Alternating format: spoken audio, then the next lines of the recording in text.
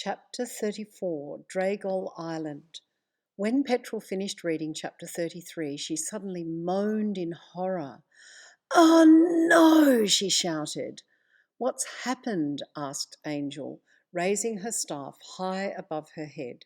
"Tell us loudly and clearly." Petrel sat down, visibly shaking. Jax ran to sit next to her. Petrel took a deep breath and then used the conch shell to say, "I just received a magic message from my uncle.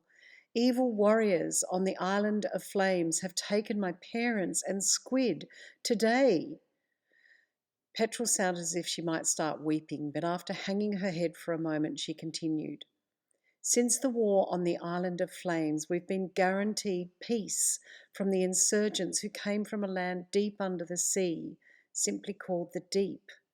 But today a band of rebels took 50 people hostage, and my family was included in the raid. We don't know where they are."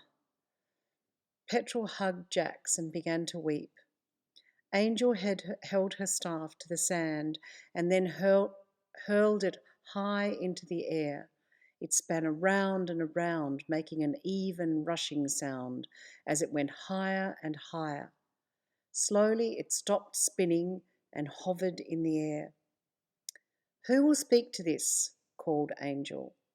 Stella swept in from further down the beach where she'd been sitting with Gode and Godot. "My ships will visit the Islands of Flame," she said, "and any time fairy who wishes to join me.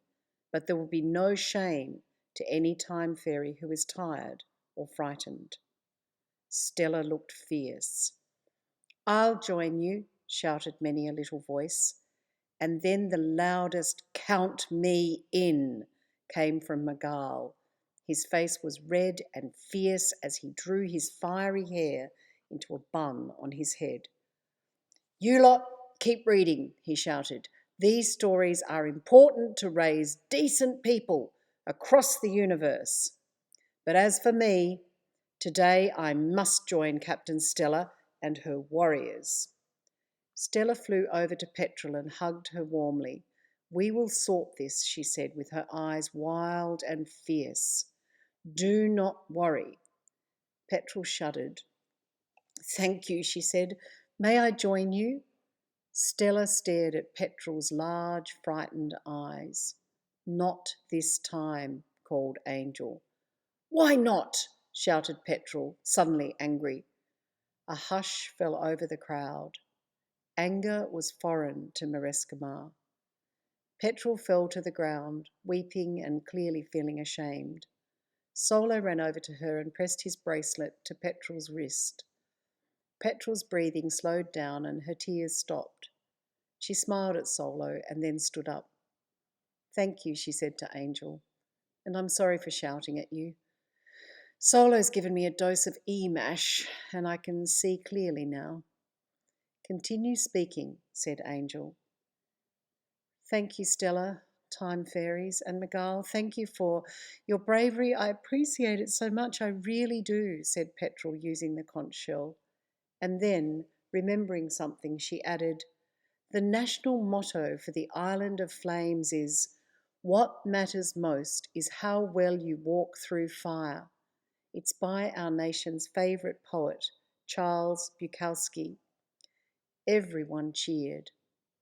"Stella, time fairies, and Magal," continued Petrel, "may you be safe on your way to the fire, safe in the flames, and always safe after you go through the fire." Stella and her wild flock of fairies flew onto the ships with Magal, and while Darling was serving afternoon tea with the fairies, just going to stop there.